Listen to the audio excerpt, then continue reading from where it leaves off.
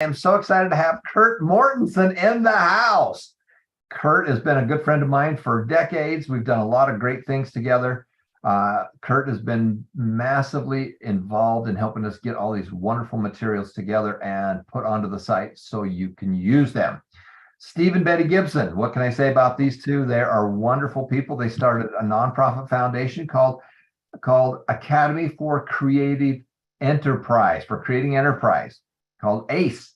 And this is where they work toe-to-toe, face-to-face with people in small groups. They have 735 chapters all over the world. And with that, I'm so excited to be able to bring Kurt on with us. And he's going to be talking about how to create a small business and get that going. And we're going into chapter number 8. So if you are ready to go, Kurt, if you're in the house, I'm going to turn the time to you and let you go with it. Take it away, Kurt. Hey, we're back. This is module number 8 about creating family prosperity. It doesn't matter where you are, if you feel there's no jobs, if you're feeling no hope, this is the place to be. This is where you get that side hustle, that business, becoming an entrepreneur. Decide your success, decide your income, decide the future for your family. That is why we're here. And we're going to review something here in module 8 that we've talked about before, is goals. So how does goal setting work in your personal life and for your family? We've talked about it before. Why are we talking about it again? Because that's how important it is. If you don't have a target, if you don't have a goal, you don't know where you're going, you'll never hit the target, you'll never achieve your goals. When we talk about goal setting, people moan, oh yeah, goals, goal settings. And so people think about maybe a goal that was assigned to them by their boss. Maybe it was a goal or a New Year's resolution that they didn't fulfill. They felt like a failure, so they're never setting goals again. And you're a failure because you can't be successful without goals. So just because it hasn't worked in the past, we've talked about the right ways to do it. We'll fill in some blanks today and why we do this. But hopefully you're getting lesson 8, you print it out, you have it with your materials, even on a digital device. Let's go through what we're going to be talking about today. This is on page 47. Consider these questions as you prepare and you go through this lesson. Remember, we're only going to do part of this. We'll go through it. You've got to go back and fill in the blanks. You can't be saying, oh, that was nice. You got to go back and fill in the blanks and go through it. I'm going to do a big picture, talking about a few principles, but you have to still go back and do the homework. But think about these questions as we do this and as you do your homework. Why do most prosperous people believe in setting goals? What is the difference between a goal and a wish? Why do goals work? How do they work? Why does writing down goals make them more powerful? How will setting goals help me provide for more of my family needs? And I think we're all guilty about not doing our goals, not thinking they're important at some time in our life. I used to go to a lot of seminars. I still do. You watch these millionaires talking about vision, mindset, goal setting. I'm like, yeah, whatever. Give me the tools. What do I need to become financially independent? And hello, those are the tools, the most important tools. And I was stuck till I realized until you have a goal, until you have a target, until you're shooting for something, until you're in that direction, it's written down. Like I said, if it's not written down, it's a wish. We'll talk about that. That is something you need to start thinking about. It works.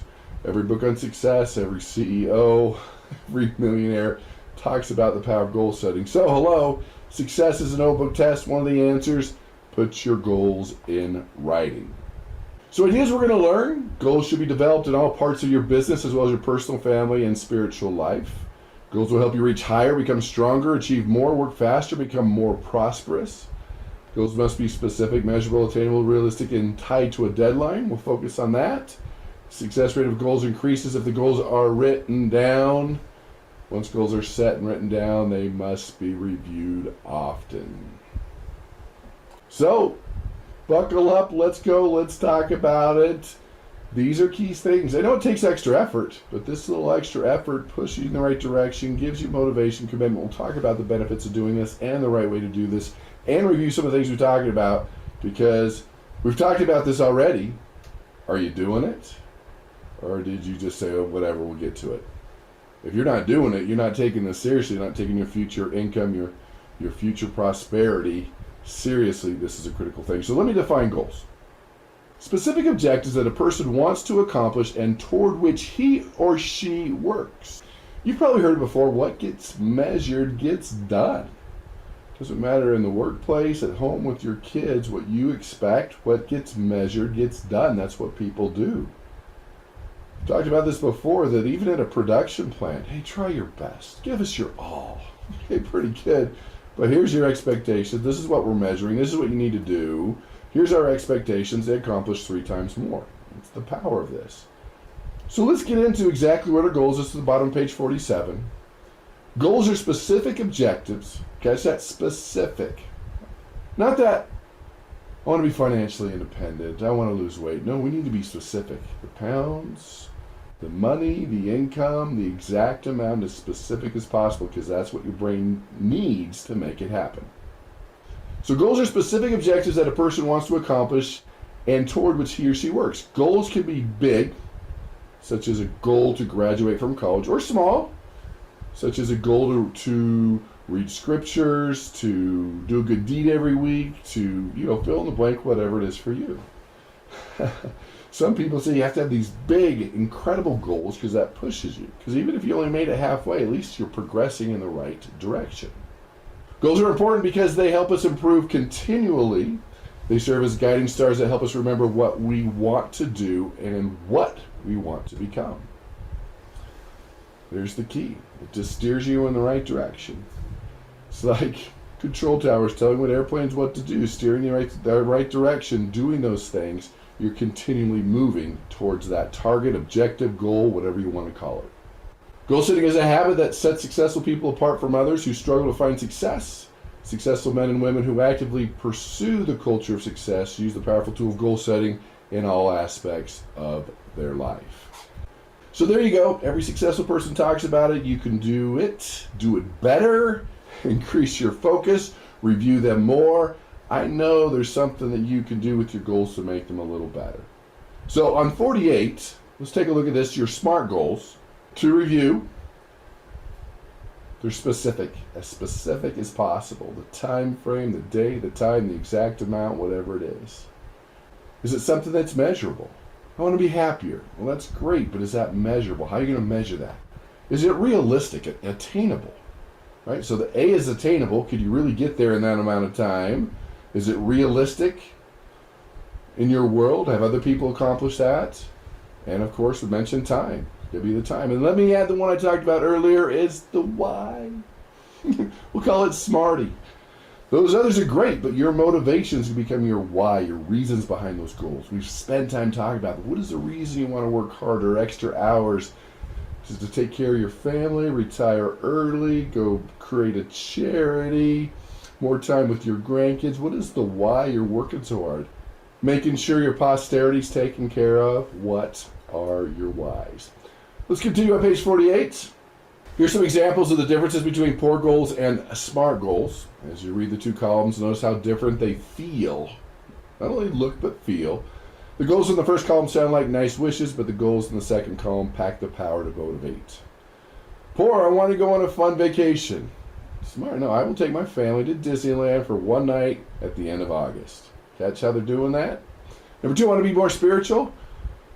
Right way to do it, I will increase my spirituality by reading my scriptures daily and praying at least twice a day. 3, I want a bigger porch. No, I want to have saved 4,000 pesos. Will buy wood to build a small porch into my house. I would add the exact time frame, the type of wood, when it's going to get done. I mean, as specific and measurable as possible. That is the key to what we're talking about here. So let's continue on page 48. This is your homework. You're going to rewrite these however you want. You're going to adapt those, rewrite the 3 wishes, and turn the SMART goals. Hey, if these don't resonate with you, that's okay. Come up with some others. What are you working on right now? Start adapting your goals, or just use these as practice as you get to your goals. And then continuing, list 2 new things you have learned about goal setting. What have you learned? What are you going to do different? How are you going to make it better? That's the key. Now, on the bottom of page 48, during the 1950s, researchers at Yale University began a detailed long-term study of hundreds of Yale graduates to see how goal setting would impact their lives. 20 years later, when the researchers asked the graduates about their lives and goal-setting habits, the result was astonishing. 86% had no goals at all. 11% had goals, but they were not written down anywhere. Only 3% had written goals. The 11% earned more money than all the 86%, but the 3% who regularly wrote down their goals earned more money than all the other 97% combined. Quote from Tony Robbins, great success expert, Same type of thing, another voice saying this is critical. This is critical. There's no way around it.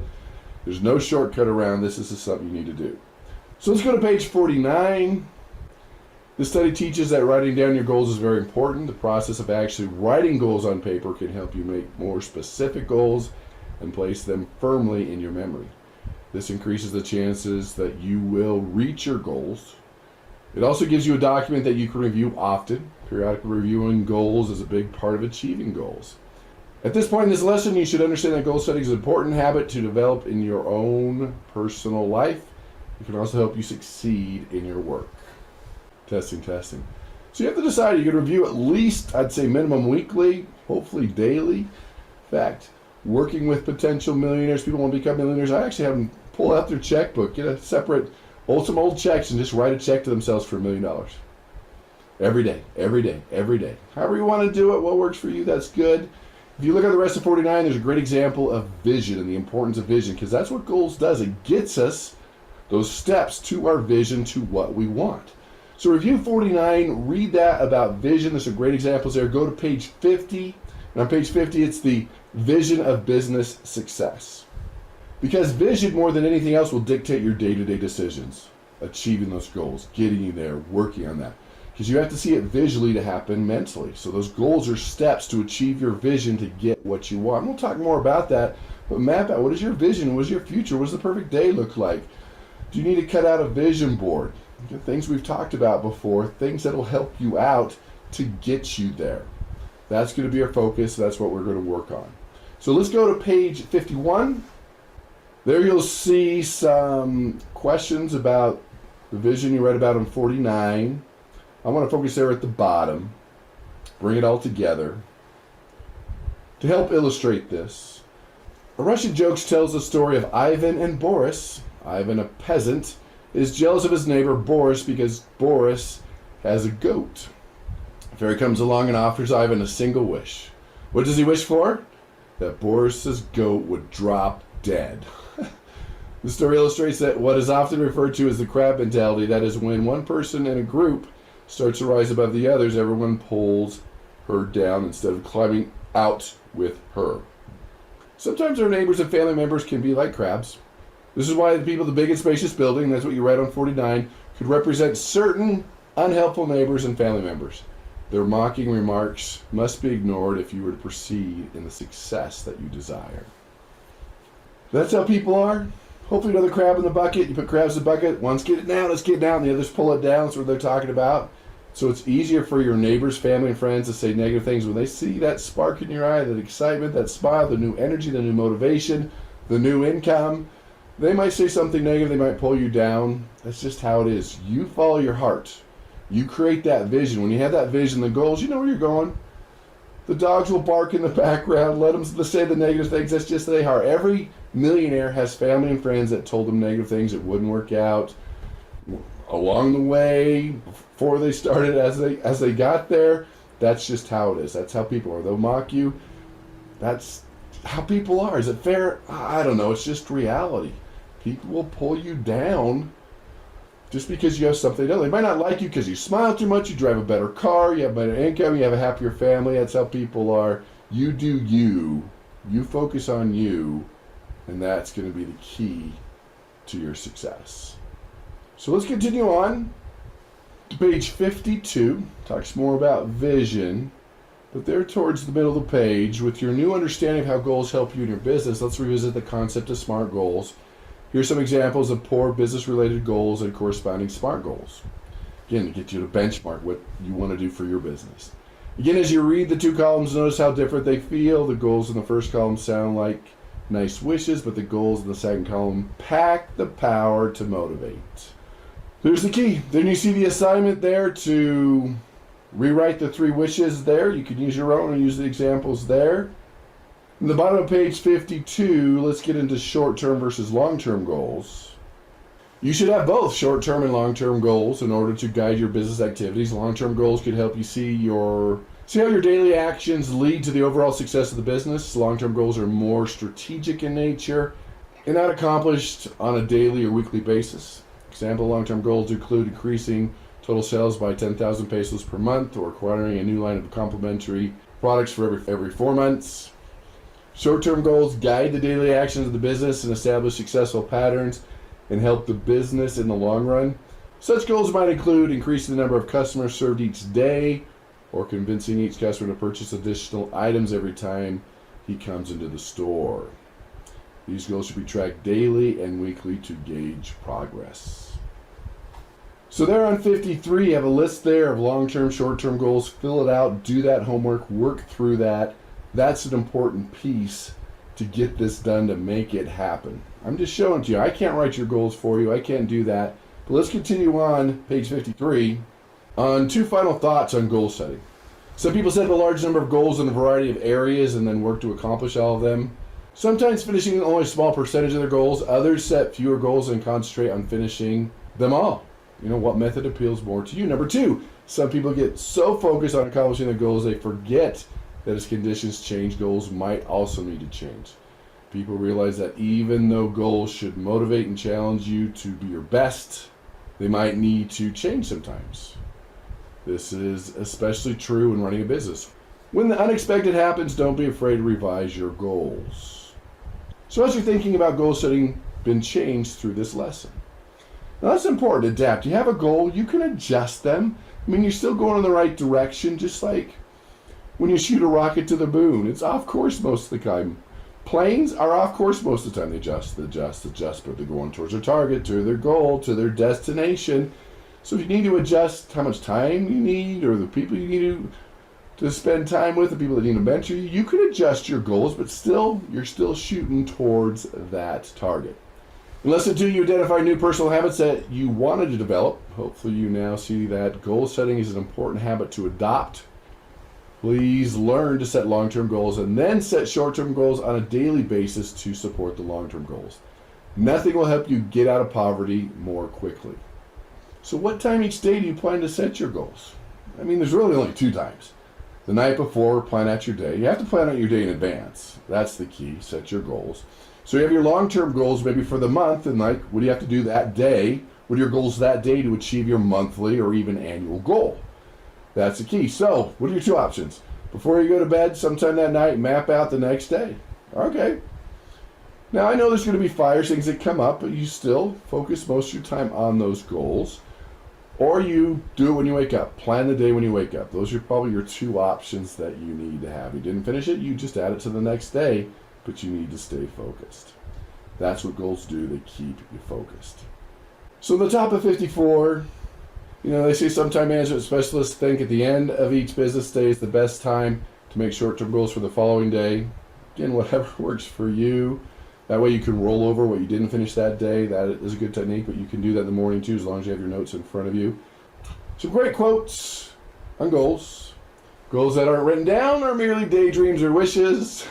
Losers deal in generalities, winners deal in specifics. If you don't have a deadline, you don't have a goal. It's just a wish. And here's a great one. Success is the progressive realization of worthwhile, predetermined personal goals. It's Paul Meyer. So take it to heart. I'm going to talk more about why this works, but final writing assignment. Find a quiet place where you can think clearly. Think about your own personal and business goals. Use the following 2 forms entitled My Personal Goals and My Business Goals to record both short-term and long-term goals. Be sure they meet the requirements of SMART goals. And bottom line, people are most successful in any part of their lives have found success by regularly setting and achieving goals. As you continue to establish your business, you should set daily, weekly, monthly, and long-term goals to guide your work and help you evaluate your progress. It works, you have to do it. You need to make it happen. Put it in writing, find that quiet time, do the homework. As you look at page 55 and 56, then you can see the forms that you can fill out to make this happen. Here's your personal form. Here's your business goals form. There it is right there.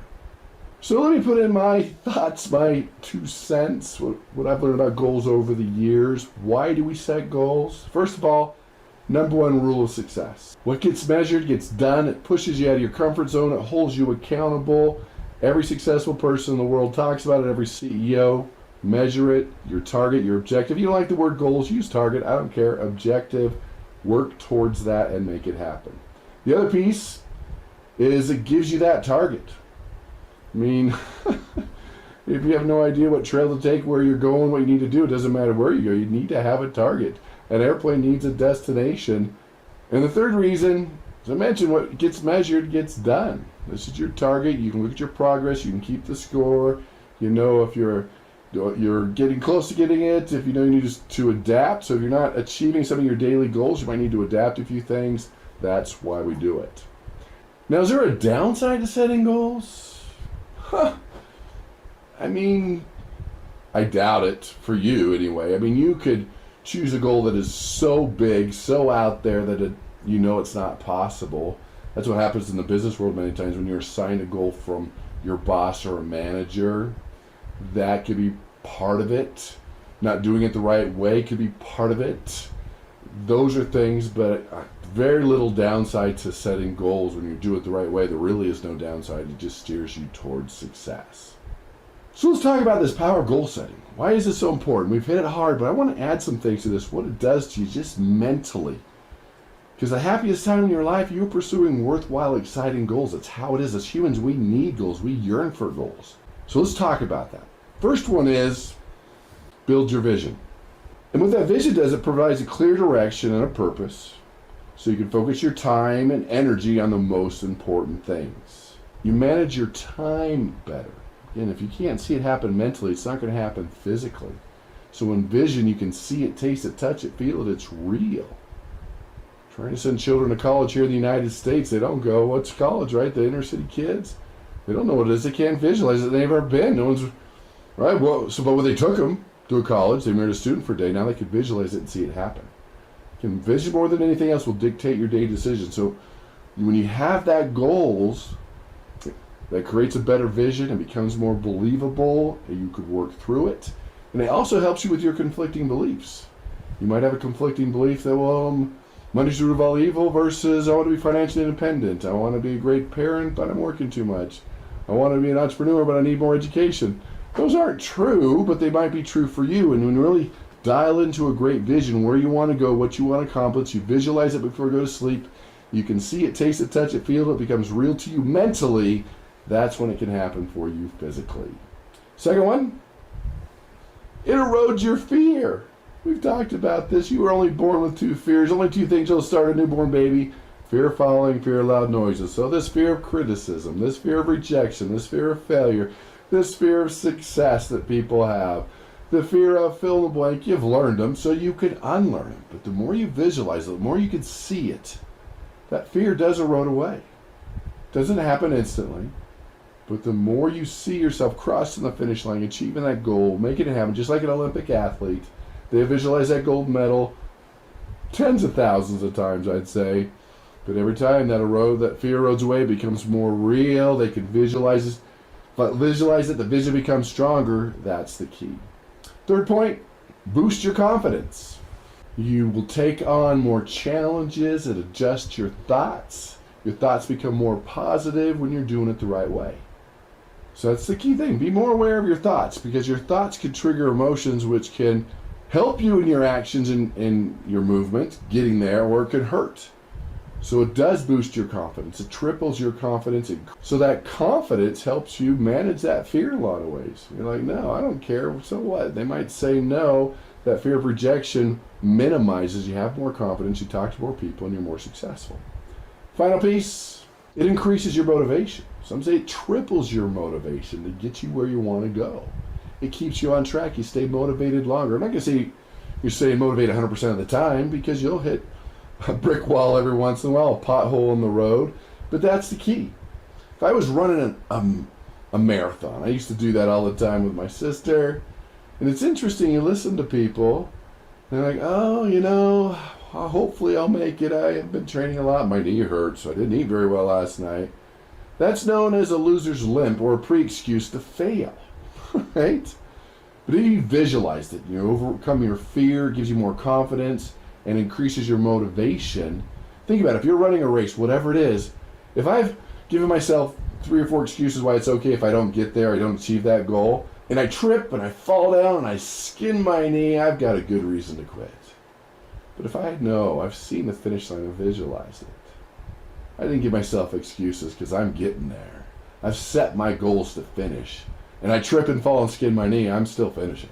I'm not using that as an excuse to go home, give up, and not make it happen. So that's our lesson number 8 on goals. We're talking about creating family prosperity. You've got this, you can do this. I will come find you. Do not say, oh, that was nice, I'll do it someday. I'll come find you and shake you and tell you this is critical, this is important, this is a game changer, this is a life changer, this changes everything. Do it with your family, do it with your kids, do it in your personal life, do it with your business. Yes, yes, yes, and yes. Have to have a target. You can't hit the target if you don't have a goal. You don't know where to aim. And you've seen the benefits here. I'm going to shut up and not say anymore. If you can't see the power in this, I don't know what else to do. But this is one of the first things you do when your business is focused on that, to be able to know where you're going. You don't know where you're going, you're never going to get there because you don't know where you're going. You need to have that target, that goal, that objective. So do lesson number 8. That's the module. Fill in the homework, make it happen. Review your goals at least weekly, maybe even daily. Make a difference, make it happen, become a better person, become financially independent, and go out and make the world a better place.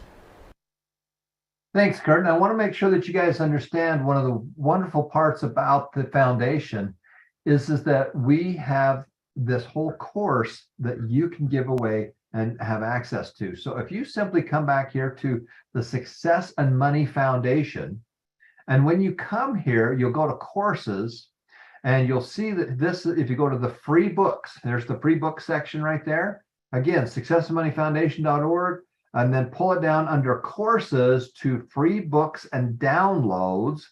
You click on the free books, and there is the whole workbook right there that was created by Stephen and Betty Gibson. Simply click on the link on it, and this gives you all the different forms and everything else that we use, and you're welcome to simply print this and be able to use it. Now, this is a wonderful gift that we've been gifted from Steve and Betty Gibson, the founders of ACE, the Academy for Creating Enterprise. So we're so grateful for them for being part of that. And also, in addition to that, besides the books, there are some courses here that you can go through. So these courses that Kurt is teaching, you come here and we click under the money courses. Let's just see if we can scroll down through there and see if we can find them. Again, there's so much stuff here. Apologize for so much material, but we want you to have access to it. So if you come down here and you scroll down to make more money with a small business, you can click down here and you can enroll, and you can go through the previous classes so that you can get caught up on all the things that we're doing. And again, when you're back here into courses, you can click on to all courses, and then from there it'll pop you up to another page. Click on the money courses and make more money with your business. You can click on make more money with your sales or business, and you can find it that way. Or you can just simply scroll down to be able to get to it. So this has been Tom Painter. Thank you so much, Kurt. Thank you so much for being part of our world, and thank you for sharing the wealth with others. We're going to be right back for our next section. Thanks for watching, everyone.